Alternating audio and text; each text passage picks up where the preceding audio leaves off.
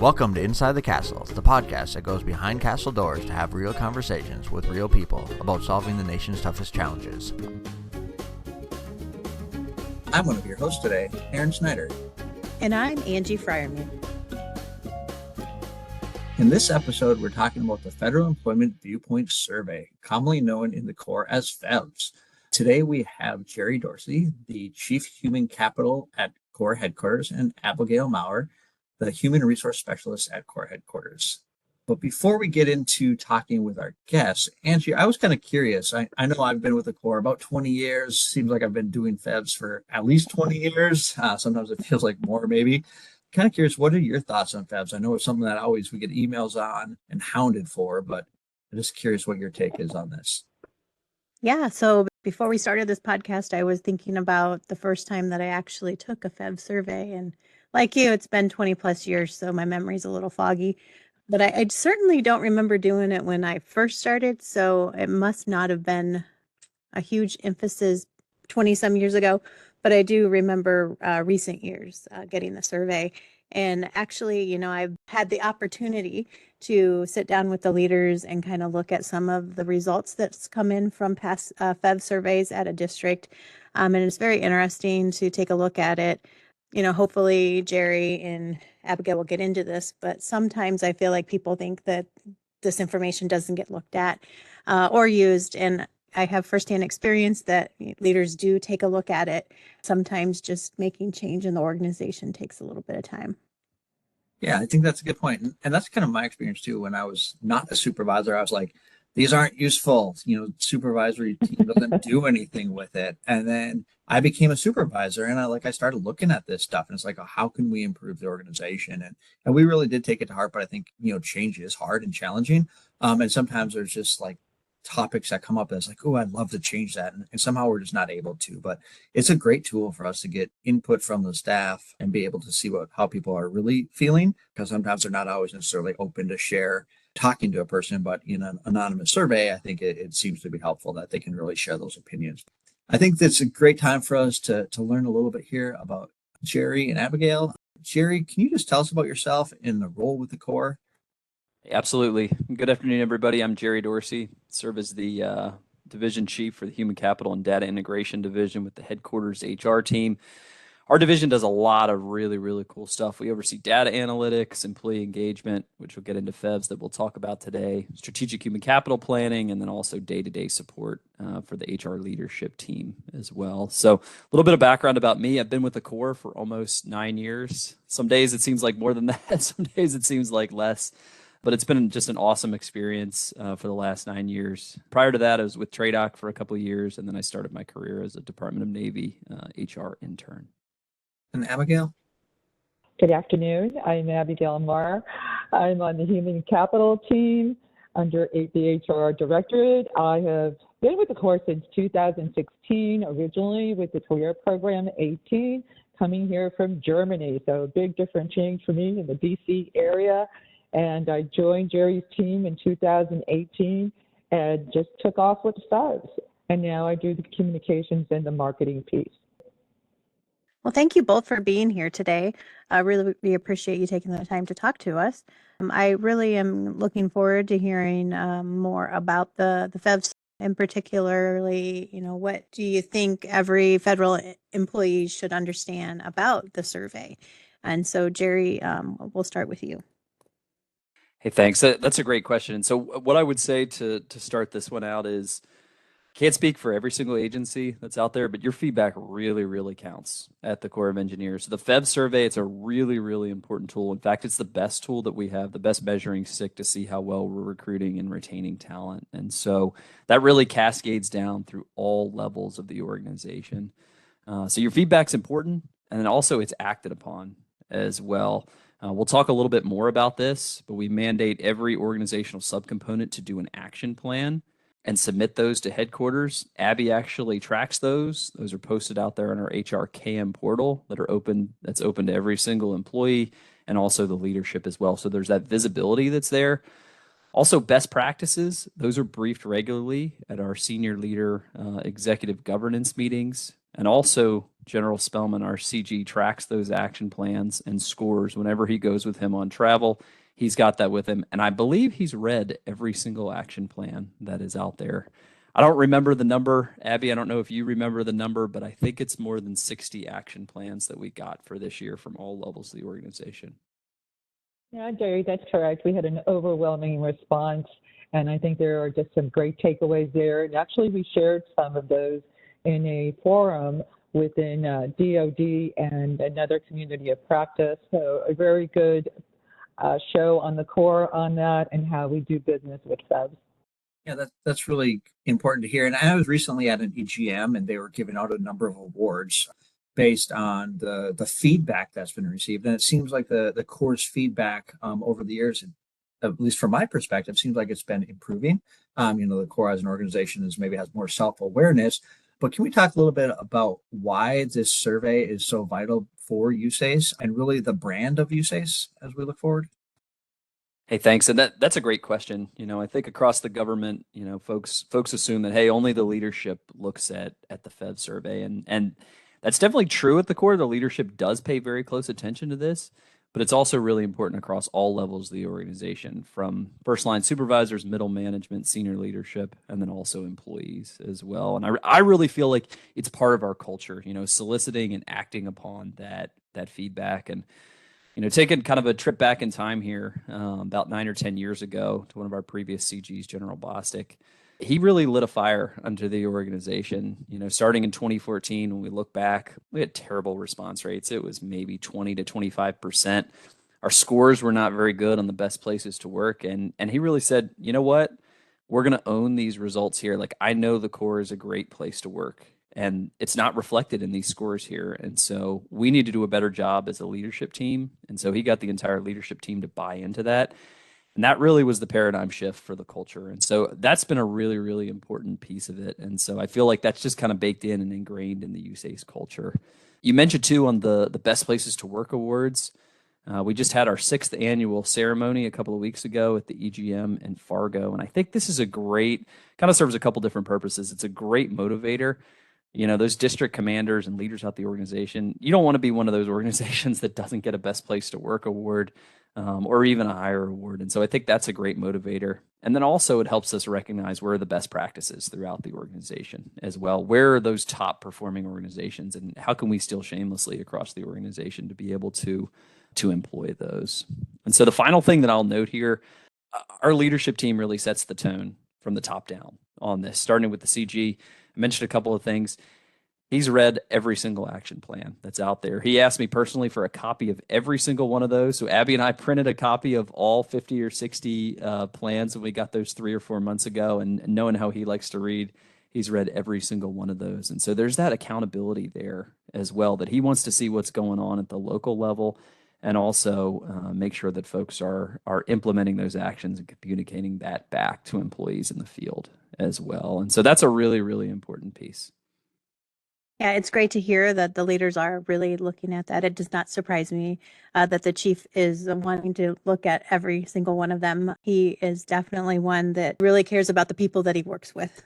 With every survey, it seems like there is a usual battle rhythm to when the survey comes out, when the results are posted, etc. So when can individuals start to see the FEVS survey be pushed out to them? So great question. Thank you. So the FEVS launched on 17 May and it'll end on 30 June. This is really important that we're back on battle rhythm, given that during COVID, we were off battle rhythm. So here we are post-COVID. We're finally getting back into that whole rhythm that everybody is used to. So we're really happy to have that continuity. One thing that I would add there as well, if you're not sure if you're eligible or you can't find the email, OPM does send out periodic reminders. Abby, I think they're every 2 weeks during the survey period this year. Is that right? Yeah, that's correct. Thank you, Jerry. Also, too, for employees, like I said, if you're not sure if you're eligible, you can't find that email, you can email Abby or I individually. You can also email our human capital inbox. So you just go into global and type in CEHR, human capital team. That'll come up as an email address. Abby checks that email box every single day. So I whenever we do, have a Jerry. senior leader message that goes out, we get flooded with emails, which is a good thing. We want to make sure that It everybody is. who's eligible can participate and take the survey. So just a plug for that there. Yeah, well, we're plugging our human capital email box. I'd really like to take a moment and plug our HR knowledge management portal. Workforce has access to it. You can find it on the drop-down menu on the internet pages. We have a plethora of information on there to include a Q&A sheet, the action plans Jerry was talking about earlier, and of course our extremely dynamic dashboards reflecting our response rates. That's all good information.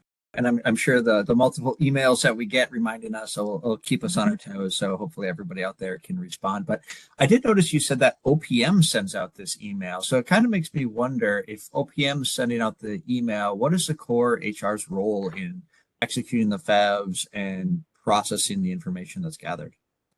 So that's a great question. So CHR is the catalyst on behalf of the CG and our USACE HR director, Ms. Payne, to ensure this survey is available to all qualified USACE employees.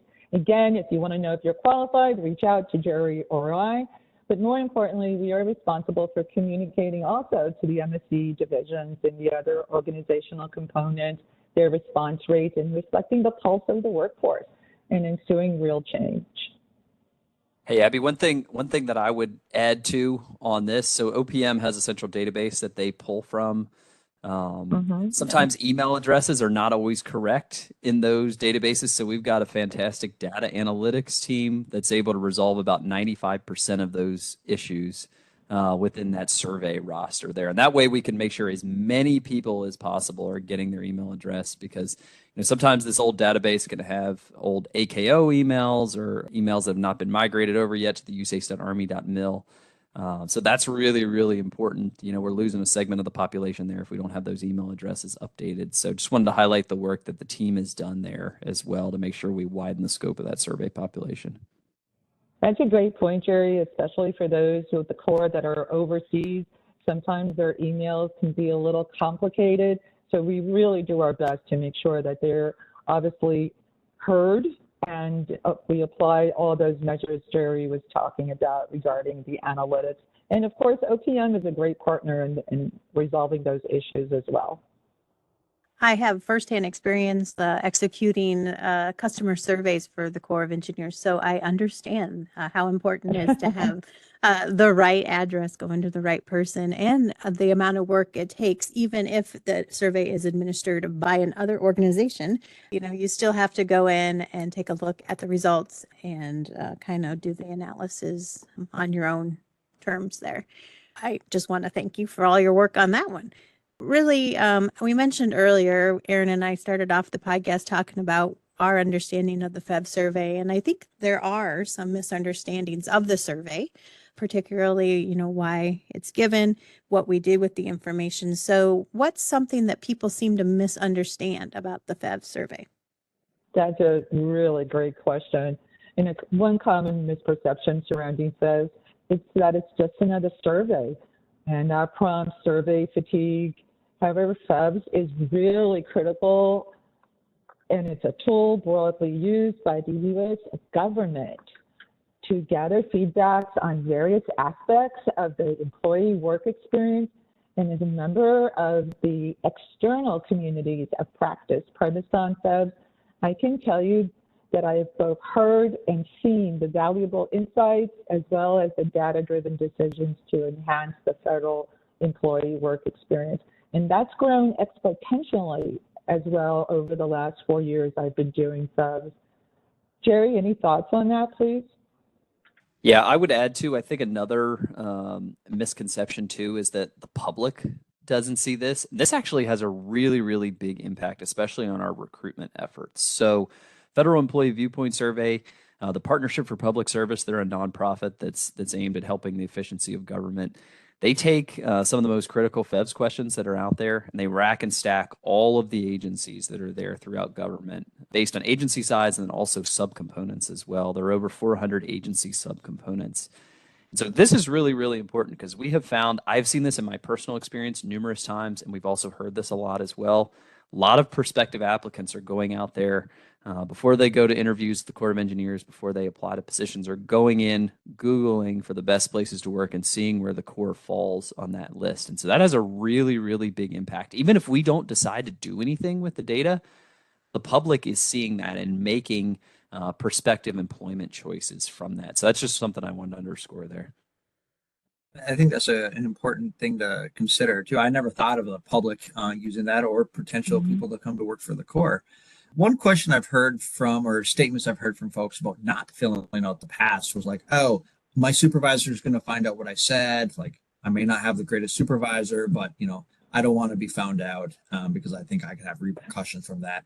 Is there any truth to this, or any chance that a supervisor could find out what an employee said or what their responses were? So thanks, Aaron. And yeah, that is our biggest myth surrounding FEVS. And it's always about, how do I know my responses will remain confidential? OPM is responsible for administrating the FEVS and does not provide raw data to any participating federal agencies. Therefore, no responses or any individual responses are unveiled, and any response under 10 is not generated. So that's always a hard metric for me to get through. So I really want to emphasize that. But again, we are not using any of this data to be relayed to outside the privacy. And just affording the anonymity there should be a skill set to really provide a true, honest answer, because bottom line is your voice matters. Yeah, and I will say from my perspective, like I'm a data cruncher. I've got a team of data crunchers, and this is extremely frustrating. Like I wish that we did have row level data, because that's much easier to synthesize and to put into dashboards. So I definitely understand that perspective, but OPM is not going to release that. It would be much easier for us if we were able to see that, and do some metrics and trends from that. So it makes our jobs a little bit more difficult, but it's also really, really important that people feel like they can speak freely. And I can 100% guarantee that they can speak freely. Well, that is good information. I know we talked a little bit about some of maybe the challenges or misconceptions, but I feel like the survey's benefits really outweigh any of that. And so can you talk a little bit about the benefits of FEVS and what it brings to the USACE workforce? Absolutely. So FEVS is really, really important because it helps inform our leaders with limited resources, limited time, limited funding, where we should direct our efforts to help improve the workplace. And so I want to give a couple examples from the 2022 survey. So there's a question at the end of the survey, essentially asked the workforce, hey, if we can't do anything, what are the 3 most important things that we should focus our efforts on? And so what the workforce said was, we want additional career development opportunities. We need additional staff to support mission execution of this record growing program that we're all seeing every day. And then also we want expanded work-life flexibilities, which kind of ties in with broader national trends that are out there. So some of the actions that we've been able to take from those 3 priorities. So in the career development side, we've created a new USACE talent acquisition recruitment program. It's called TARP for short, an internal module. And so we anticipate releasing that in the next couple of months. And so what that is going to do for internal employees, it's going to allow you to see centralized job boards. You can see all of the internal developmental opportunities that are out there. It's very frustrating as an employee to see everything consolidated or not be able to see that right now in one place that's out there. You get email announcements that are blasted from the leaders, and they're trying to get visibility on it. But it would be great if we have a centralized board where people can go in, they can see the opportunities that are available, they can search, they can filter, they can sort, they can also submit applications. Everything's coming out of email now. That way we're not trading emails back and forth, and we know how things get lost in emails sometimes. So I think that's a really big piece of it. And then also on the TARP internal module, there's also going to be capability to drop your resume, indicate general interest for non-competitive opportunities. So for example, I could go in there and say, hey, I've got family in Hawaii. I would be interested in a non-competitive opportunity in Hawaii. And then a hiring manager, when they come along, they have a vacancy, they'll be able to go in and search in that system and see, oh, Jerry's interested in moving to Hawaii. I have a position in Hawaii. And so that could be a potential match that's out there. So it's a way to build that internal talent repository. And I think that's really key to expanding the developmental opportunities that we've got out there. Getting at the second piece of feedback on additional staff. I mentioned we have got a rapidly growing program that's out there right now. And so we are trying to hire and increase staff absolutely as fast as we can. Ms. Payne, our HR director, is constantly meeting with Army, DoD, OPM to see how we can maximize every potential flexibility that's out there to retain the world-class workforce that we have and also recruit the next generation as well. And so kind of the bottom line of that, we've been able to increase onboard strength by over 1,000 employees within the last year, which is a significant accomplishment. We still want to grow more than that, but that's a definite accomplishment that we've had for the last year. And then the last thing that I want to highlight too from the employee feedback is expanding some of those work-life flexibilities. So we put out and actually the CG put this out, a USACE workplace transformation strategy in 2021. And really the focus of that is empowering leaders and commanders at the local level to take command and tailor those flexibilities based on what the particular mission needs are, and then also the local market conditions in that particular area. Sometimes that makes it difficult. Leaders at the local level are going to have to make those decisions, but the truth is there's not a one size fits all in terms of flexibility and what some of those options look like. So that's been a big success. I think about our headquarters building, as we're talking here this week, there's a remodel of the space that's going on right now that's really going to condense the footprint that's there, modernize that for a hybrid workforce. It's going to have touchdown spaces for remote employees and folks who are coming in irregularly, and it's going to generate a significant cost savings as well. So kind of, big picture here, these improvements, they're going to help us recruit and retain the top talent. So those are just a couple examples I wanted to highlight and why the FEVS is so important. No, that's helpful. And you definitely caught my attention when you mentioned a non-competitive in Hawaii. So sign me up for that. Man, it sounded really good right now. And that good work-life balance too. I think that's been one of the biggest changes I've seen within the Corps in the last 5 to even going back to maybe 10 years is just that flexibility, especially with people with kids and when both parents are working and things like that. It's been really nice to see some of that transformation and really how COVID accelerated that across the organization. Hopefully a benefit to all of us. I want to pivot back a little bit to the FEVS though and the data. And Jerry, you mentioned earlier that you'd like to see the raw data coming in lines and rows and it could be crunched easier. But when you do have all this data and you do the analytics on it, how do you interpret these results and what do they mean? So that's a great question. We have a phenomenal HR people analytics team. They are able to make lemonade out of lemons, which is really, really impressive. This is a really tough data set that's there. It's kind of rolled up and it's aggregated and it's not row level. And so that makes it a little bit challenging. But they have created just some phenomenal visualizations that are out there. So we think of the FEVS, if you're, somebody looking into the results, a planner or a leader, it can be almost overwhelming. I took the survey a couple of weeks ago. And there are over 80 questions. There's a lot of questions there. So it's how do you rack and stack that data? You've got strongly agree and neutral and strongly disagree and disagree. And so it's like, how do you wrap all that together? And so these visualizations really, really help those in the field in the trend analysis. It makes it easy to say, hey, these are your top 5 areas. These are your bottom 5 areas. You can pick the levels of comparison and analysis. If you're a district, you want to look against your MSC. Against USACE overall. If you want to look against Army, you can look at trends over the last 4 or 5 years. We've got data, I think, back to 2018 or 2019 that's in there.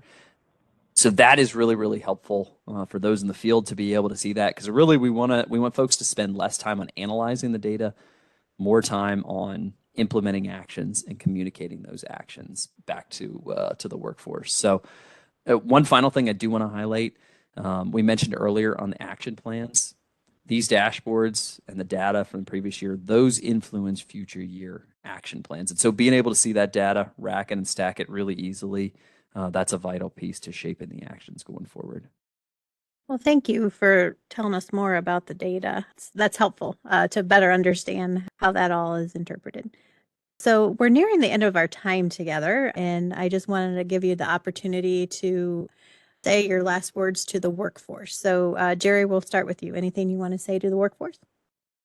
So I think what I would say was just a big thank you. You know, I'm a numbers guy. I see a lot of the numbers. I've seen how this program has grown, tripled or quadrupled in the last 10 to 20 years.